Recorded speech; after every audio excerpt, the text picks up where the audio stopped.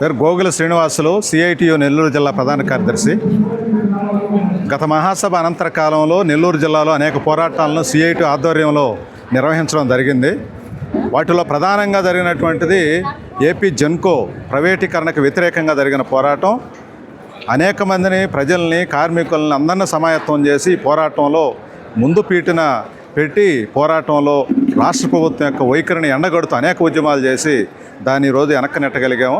అదానీ చేతులు లేకపోవాలనుకున్నట్టు ఏపీ జెన్కో ఈరోజు ప్రభుత్వ రంగంలో కొనసాగుతుంది అంటే అది సిఐటి ఆధ్వర్యంలో నెల్లూరులో జరిగిన పెద్ద ఎత్తున పోరాటం.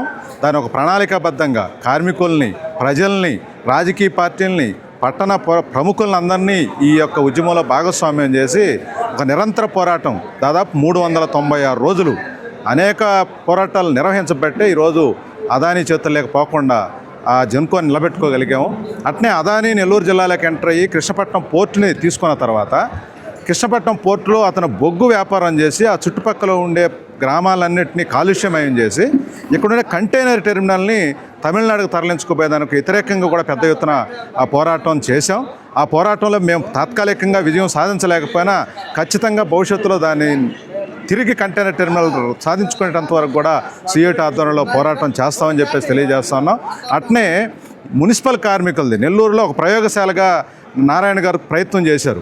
ఎందుకంటే వర్క్ కాంట్రాక్ట్ ఇచ్చేసి ఒక వార్డుని ప్రైవేటీకరణ చేసేసి పనులు చేయాలని చెప్పేసి చూసినాడు. దాన్ని అంగీకరించలేదు. మున్సిపల్ కార్మిక వర్గం సిఐటి నాయకత్వంలో దాదాపు 14 రోజుల పాటు నిరంతరం సమ్మె చేసి తిప్పి ఎప్పుడైతే ప్రభుత్వం మేము అది వెనక్కి వెళ్తున్నాం, ఆ విధానాన్ని మేము తిరస్కరిస్తున్నామని చెప్పిన తర్వాత అప్పుడు సమ్మెని మేము నిలుపుదల చేసాం.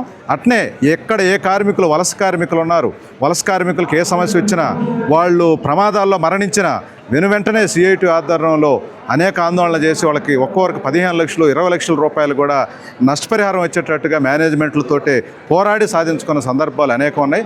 అట్నే నెల్లూరులో అసంఘటిత రంగంలో ఉండే భవన నిర్మాణ కార్మికులుగా ఉండేవాళ్ళు పని ప్రదేశంలో అనేక ప్రమాదాలకు గురవుతూ ఉన్నారు. ప్రభుత్వం నుంచి ఎటువంటి పాలసీలు ఏమీ లేవు.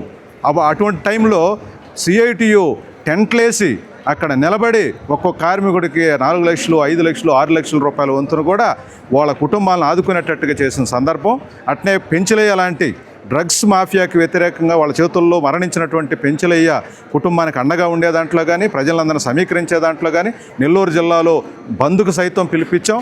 బంద్ని జయప్రదం చేసే దాంట్లో కృషి చేసాం. అట్నే వాళ్ళ కుటుంబాన్ని అనేక రకాలుగా ఆదుకునే దాంట్లో కూడా సిఐటియు రాష్ట్ర కమిటీ దృష్టికి తీసుకొని వచ్చి రాష్ట్ర వ్యాప్తంగా కూడా అనేక కార్యకలాపాలు నిర్వహించే దాంట్లో సిఐటియు నెల్లూరు జిల్లాలో ప్రయత్నం చేస్తూ ఉంది. భవిష్యత్తులో కూడా ఇదే వరవడితోటే సిఐటియు ఆధ్వర్యంలో పోరాటాలు నిర్వహిస్తామని చెప్పేసి మేము ఈ సందర్భంగా తెలియజేస్తా ఉన్నాం.